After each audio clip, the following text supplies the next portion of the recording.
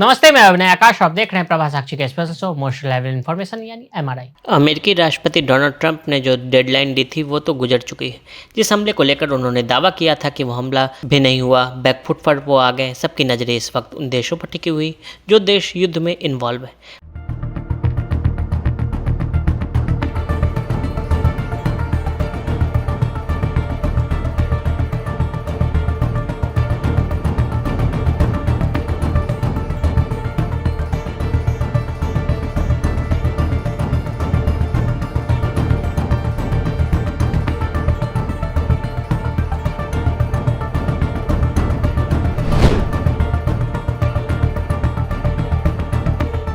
America का क्या रुख होगा? डोनाल्ड ट्रंप अब कौन सा फैसला लेंगे?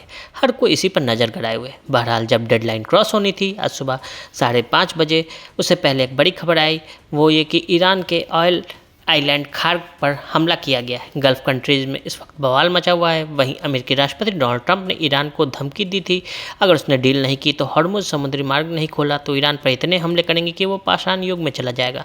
लेकिन कुछ ही घंटे बाद अचानक से सीज़ फायर का ऐलान हो जाता है। कभी कुछ ना करके भी देखो। आज आपको 2019 में चर्चित एक ऐड की याद दिलाते हैं। इस विज्ञापन में दिखाया गया कि युवक कैडबरी 5 स्टार चॉकलेट बार का आनंद ले रहा था। तभी महिला उससे अपनी छड़ी उठाने के लिए कहती है। वो उससे गलती से गिर गई थी, जिस पर वो हाँ कर देता है लेकिन कुछ भी नहीं करता।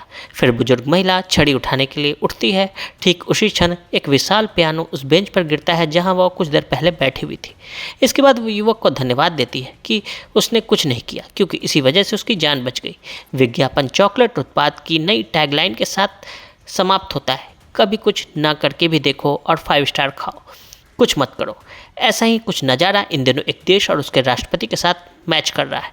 ना उस देश ने अपनी फौज उतारी, ना कोई बमबारी की और ना ही कोई बड़ा बयान देकर फालतू का हो हल्ला मचाया। दुनिया ईरान के मामले में उलझी रही, लेकिन चीन ने चालाकी से किनारे होकर ईरान से सस्ते दाम पर तेल खरीदना जारी रखा। सच तो यह है कि अगर कोई एक देश जिसने खुद को इस लड़ाई झगड़े से पूरी तरह से दूर रखा तो वो चीन ही है। चीन की इसी चुपचाप बैठकर तमाशा देखो वाली नीति का आजकल पूरी दुनिया में चर्चा हो रही है। मशहूर मैगजीन द इकोनॉमिस्ट ने तो इसे अपने कवर पेज पर छापा है। उन्होंने चीन की इस चाल को एक पुरानी कहावत के जरिए समझाया है, जब आपका दुश्मन खुद अपनी बर्बादी का रास्ता चुन रहा हो या गलती कर रहा हो तो उसे टोक कर उसकी गलती सुधारने की कोशिश कभी मत करो। चीन बस वही कर रहा है, दूसरे को लचते देख रहा है और चुपचाप अपना फ़ायदा निकाल रहा है। जिनपिंग ने खुलकर कुछ नहीं बोला। जब मिडिल ईस्ट में अमेरिका, इजराइल और ईरान के बीच जंग तेज हुई तो सबको लगा कि दुनिया की बड़ी ताकतें भी इसमें कूदेगी, लेकिन चीन ने खुद को इससे बिल्कुल दूर रखा। उसकी प्रतिक्रिया बहुत ठंडी रही, यहाँ तक कि राष्ट्रपति शी जिनपिंग ने इस लड़ाई पर सार्वजनिक रूप से एक शब्द भी नहीं कहा। बस वो चुपचाप बैठकर तमाशा देखते रहे। अमेरिका को लगा था कि वो ईरान की सरकार बदल देगा, उसके परमाणु प्रोग्राम को रोक देगा, लेकिन उल्टा वो खुद एक कभी न खत्म होने वाली जंग में फंस गया। नतीजा क्या निकला? अमेरिका पर युद्ध का भारी कर्ज चढ़ गया, खाड़ी देशों के साथ उसके रिश्तों में खटास आ गई और अपने साथ ही नाटो देश के साथ अनबन भी हो गई। चीन के लिए इससे बेहतर स्थिति और भला क्या ही हो सकती है। द इकोनॉमिस्ट का कवर, इस बात को द इकोनॉमिस्ट के कवर पर बहुत ही शानदार ढंग से दिखाया गया है। इसकी हेडलाइन असल में एक ऐसा कथन है जिसका श्रेय आमतौर पर फ्रांसीसी सम्राट नेपोलियन बोनापार्ट को दिया जाता है। सैन्य संदर्भ में इसका मूल अर्थ यह है कि जब आपका विरोधी कोई गलती करता हो या कोई भारी पड़ने वाली कदम उठा रहा हो, ऐसे में बीच में दखल देने के बजाय चुपचाप उसे देखते रहना ही ज़्यादा समझदारी होता है। कवर इमेज भी प्रतीकात्मक है। इसमें चीनी राष्ट्रपति शी जिनपिंग एकदम साफ दिखाई दे रहे हैं, जबकि राष्ट्रपति डोनाल्ड ट्रंप की इमेज धुंधली है। ये उस बढ़ती हुई वैश्विक सोच को दिखाता है कि एक अस्थिर दुनिया में बीजिंग को फायदा हो सकता है, जबकि वाशिंगटन मध्य पूर्व की उथल पुथल में उलझा हुआ है। जब ट्रंप ने यह टकराव शुरू किया तो उनके मन में यह बात नहीं थी। अमेरिका के इसी सन को मानना है कि तेल के बहाव में कंट्रोल करने से दुनिया के मंच पर ताकत मिलती है। वेनेजुएला के राष्ट्रपति निकोलस मादुरो को पकड़ने और देश के विशाल कच्चे तेल के भंडार पर कब्जा करने के लिए उनके साहसिक ऑपरेशन इस बात के काफ़ी संकेत देते हैं। ईरान के ऊर्जा बहाव को अमेरिका के कंट्रोल में लाना उनकी लिस्ट में अगला कदम था। ट्रंप इसका इस्तेमाल चीन के साथ सौदेबाजी के लिए हथियार के तौर पर कर सकते थे, जो ईरानी कच्चे तेल का सबसे बड़ा खरीदार है। दोनों नेताओं के बीच अगले महीने बीजिंग में एक मुलाकात तय है, लेकिन ईरान ज़्यादा मजबूत साबित हुआ। उसने हॉर्मुज़ स्ट्रेट को बंद करके अपना सबसे बड़ा तुर्प का पत्ता खोल दिया। एक ऐसा अहम जलमार्ग जिससे दुनिया का 5वां तेल हिस्सा गुजरता है। इसी तरह ईरान ने वैश्विक अर्थव्यवस्था को पंगु बना दिया। ऑयल क्राइसिस से बीजिंग ने खुद को कैसे बचाया? अगर हॉर्मुज़ स्ट्रेट बंद भी हो जाए तो चीन को उससे खास फर्क नहीं पड़ेगा। ईरान का खास दोस्त होने के नाते चीन को पिछले कुछ हफ्तों में शैडो फ्लीट्स के जरिए लाखों बैरल ईरानी तेल मिला। यही नहीं, चीन ने समझदारी दिखाते हुए 8 अलग अलग देशों से तेल खरीदना शुरू कर दिया, जिसका उसे अब बड़ा फायदा मिल रहा है। असल में बीजिंग सालों से ऐसे ही बुरे वक्त की तैयारी कर रहा था। उसने तेल का बड़ा भंडार जमा कर लिया, अपने देश में उत्पाद बढ़ा दिया और साथ ही रिन्यूएबल एनर्जी में भारी निवेश किया। चीन के इस बढ़ते तेल भंडार के पीछे टीपॉट रिफाइनरी का बड़ा हाथ है। ये छोटी और निजी रिफाइनरी है। इसका इस्तेमाल चीन अमेरिकी पाबंदियों से बचने के लिए ईरान और रूस से सस्ता कच्चा तेल मंगाने के लिए करता है। ये रिफाइनरी सरकारी कंपनियों से अलग स्वतंत्र रूप से काम करती है। मिडिल ईस्ट में चल रही जंग के बीच इन्हीं छोटी रिफाइनरियों ने चीन की अर्थव्यवस्था को डगमगाने नहीं दिया। इसके अलावा चीन की अर्थव्यवस्था दुनिया की दूसरी सबसे बड़ी अर्थव्यवस्था है। वहाँ बिकने वाली नई कारों में से आधी इलेक्ट्रिक गाड़ियाँ। इस वजह से चीन को पेट्रोल डीजल की उतनी किल्लत महसूस नहीं हो रही कि उसके फ्यूल पंपों पर कोई दबाव नहीं पड़ा है। चीन के मौन रिएक्शन।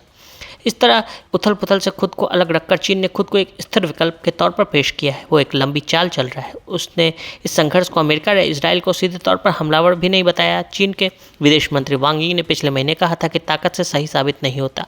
विशेषज्ञों के मुताबिक उसके पीछे की सोच ये कि भू राजनीतिक तनाव में ऐसे अवसर पैदा किए जाएं जिनका इस्तेमाल चीन बाद में अपनी स्थिति को मजबूत करने के लिए कर सके। शायद इसी स्थिर छवि की वजह से पाकिस्तान, जो अमेरिका और ईरान के बीच एक अप्रत्याशित मध्यस्थ के तौर पर उभरा है, अपने हर मौसम के दोस्त चीन का समर्थन पाने के लिए तुरंत उसके पास पहुंचा। इसमें चीन को शांति दूत की भूमिका निभाने का एक मौका मिल गया। हल्के शेखी बगाड़ने वाले बयानों के बजाय चीन ने युद्ध विराम और स्ट्रेट ऑफ हॉर्मुज को फिर से खोलने के लिए 5 सूत्रीय योजना जारी की। बीजिंग ने न तो वाशिंगटन का सामना किया और न ही उसकी आलोचना की। उसने एक व्यवहारिक अंतर्राष्ट्रीय खिलाड़ी बने रहना चुना। तब से चीन ने अपनी कूटनीति को और तेज कर दिया, जिससे अमेरिका को काफ़ी नागवार गुजरा। एक लंबा युद्ध चीन के लिए भी फायदेमंद नहीं है। तेल संकट के कारण अस्थिर हुई वैश्विक अर्थव्यवस्था दुनिया भर में चीन के सामान को बेचने की क्षमता पर गंभीर चोट करेगी। चीन अब दुनिया पर राज करेगा। सबसे बड़ी बात यह है कि इस लड़ाई ने अमेरिका का ध्यान ईस्ट एशिया से भटका दिया। अगर ईरान का संकट इसी तरह चलता रहा तो अमेरिका को अगले कई सालों तक खाड़ी देशों की आग बुझाने में ही अपनी ताकत लगानी पड़ेगी। इसका सीधा सा मतलब है अमेरिका इंडो पैसिफिक इलाके पर उतना ध्यान नहीं दे पाएगा। साथ ही हॉर्मुज स्ट्रेट का भविष्य क्या होगा ये कोई नहीं जानता। ऐसे में जो देश अपनी ऊर्जा सुरक्षा को लेकर डरे हुए हैं वे मजबूरी में चीन की ग्रीन टेक्नोलॉजी की ओर खींचे चले आएंगे। चीन के लिए ईरान के झगड़े में पड़ने से कहीं ज़्यादा जरूरी ये कि भविष्य की दुनिया पर उसका कब्जा हो।